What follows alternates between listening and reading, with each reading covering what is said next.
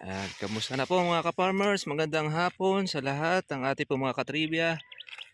Ito tayo sa ating pong kalamansian. Ayan, hapon na po tayo ng pag-vlog po sa ating pong kalamansi. Galing po kasi tayo mga katribya po dyan po sa Bulacan. Alas kararating-rating na din po natin. Ngayon po i-update lang po natin itong ating alaga. Ngayon, wala pa rin po tayong ulan ngayon mga ka-farmers. Kaya tayo ay magpapatubig na muli sa ating kalamansi. Ito na yung ating mga buko.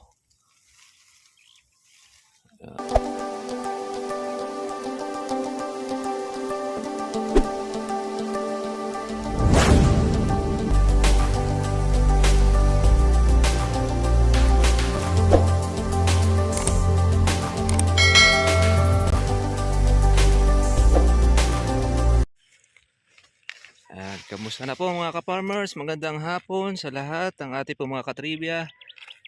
Ito tayo sa ating pong kalamansian. Ayan, hapon na po tayo ng pag-vlog po sa ating pong kalamansi. Galing po kasi tayo mga katribya po dyan po sa Bulacan. Alas kararating-rating na din po natin. Ngayon po i-update lang po natin itong ating alaga. Ngayon, wala pa rin po tayong ulan ngayon mga ka-farmers. Kaya tayo ay magpapatubig na muli sa ating kalamansi. Ito na yung ating mga buko. Napakalikot po mga katribya po ng presyo ng ating kalamansi. Tataas tapos bababa. Ngayon, kahapon, nasa 2,000 ang presyo. Pero na isang araw, nasa 1,900, nasa 1,800. Depende po mga ka-farmers. Doon po sa dating ng presyo ng kalamansi natin. Yung pagtaas o yung demand niya. Pero tayo ay abang-abang lang tayo mga ka-farmers. Baka sakali. Yan, di pa po tayo nakakapagpapitas ng ating pong bunga. Pero marami na rin po sa amin na nakapitas na. Yung aking kapatid, mahigit na pong 100 red bag ang kanyang nadali. Kaya maswerte. Makatsempo siya ng magandang presyo. Yun kasi yung unang nakapagpabulaklak. Tayo, papalaki pa po tayo ng ating pong bunga. Meron tayong pinalalaki. Meron po tayong mga maliliit na gasaresa. Ito na yon. Yung mga bulaklak po natin, mga tagtag na iba. Pero dapat lang natin ang pagpapatubig. Grabe, ang init. Sobrang init po mga katribya po sa Bukawi, Bulacan. Naghatid po tayo ng ating isang pasyente nga kamag-anak doon sa Yanga Hospital. Ayan. Tayo na po ngayong hapon ay katutok po natin dito sa ating kalamansi. Hindi po natin alam kung magkano ngayon ang presyo. Hindi pa po natin natatanong ang aking tatay. Yan, sila po kasi ang nagpapapitas po ng kalamansi doon po sa kanya po mga buyer. Nakamag-anakan din naman po natin. Yung po mga bulaklak po noon. Ito, mga buko na po siya. Yan, yung ating kalamansi.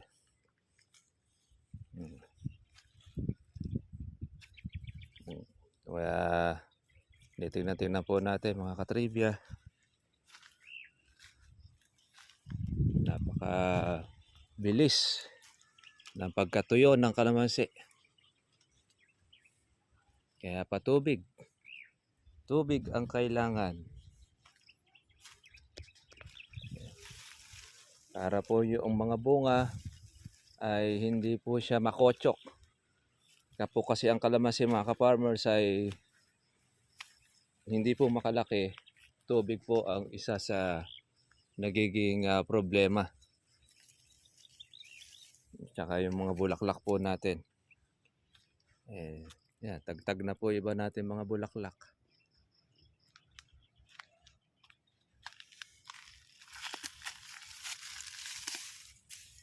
Na po natin yung ating kalamansi. Ayan, nagtatakip silim na mga katribya. Natin yung baging. Ayan, nakita rin.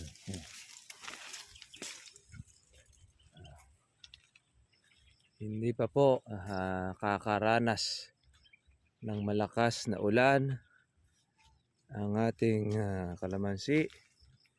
At sigurado kapag ka po umulan mga ka-farmers, ay sigurado po ang mga bulaklak po niyan napakarami na magsusulputan. Yun na po yung panahon.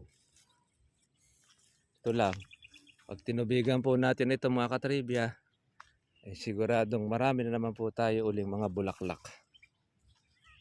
ang ating inaalagaan. Hindi na po halos makalaki ang mga bunga mga katribya. Marami na pong talagang mga maliliit. Yan, kasi pag pumabulaklak ng ating kalamansi, meron na siya mga bukong mga maliliit, bagong tagtag pa.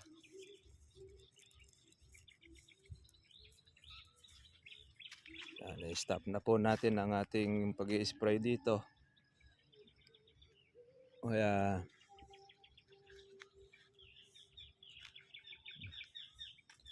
tuloy-tuloy lang. Puro tubig na lang po ngayon ang ating pong gagawin. Baka sa makalawa na tayo aandar. Ito naman kasi mga ka-farmers ay dinamo po ang ating ginagamit sa ating patubig, kuryente. Tumaas naman po ngayon ng kuryente. Pero matipid pa rin kumpara mo doon sa dating ginagamit natin na diesel. Pakamahal po ng kurudo mga ka-farmers. Ayun. Ang kagandahan naman po ng ating mga dahon, hindi po siya yung nagba-brown. Wala po yung brown mga ka-farmers.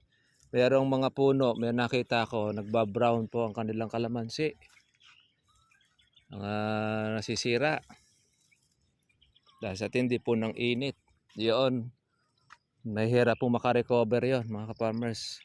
Pagka po umulan na lang po na magsunod-sunod ang ulan, saka lang po babawi yung pagba-brown.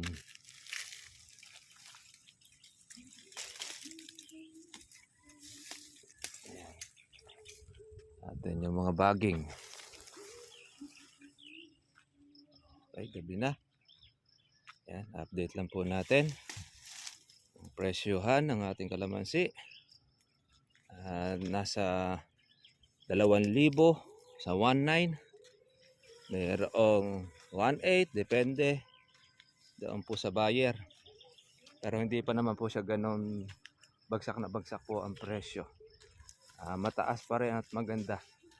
Kaya lang ay mahirap lang po ngayon dahil ang kalamansi ay hindi po halos makalaki sa tindi po ng init.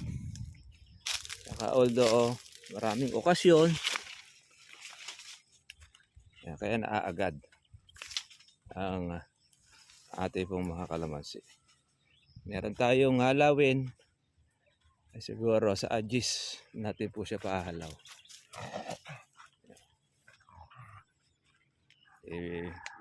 Siguro pag natubigan natin ito, pwede na po nating pakuha na yung mga malalaki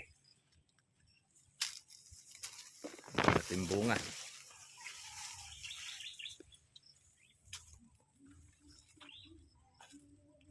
Para at least po noon ay papalakin uli naman tayo ng uling paribago. Nakakuha muna tayo ng ating patubig dito po sa ating kalamansi.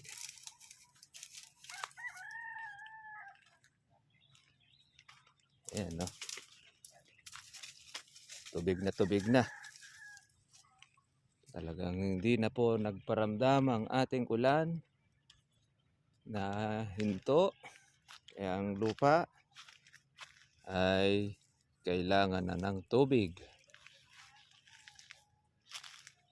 para hindi naman po masira po yung ating mga buko na inaalagaan. Ayan na, makakuha na po mga farmers. Madilim na. Sige mga katribya, kita na po tayo po bukas para susunod po natin pong vlog. Kumusta na po? Shoutout po sa lahat po ng ating mga tagapanood. Continuous lang po ang ating pong alaga.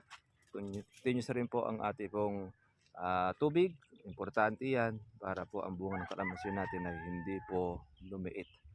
At yung di bagos para po siya ay lumintog at paano. Kasi pagka yan po ay maapektuhan, hindi po lalaki ang bunga ng ating kalamansi. O sige mga katribya, God bless po sa inyo lahat. Kita na po tayo bukas. Bye bye.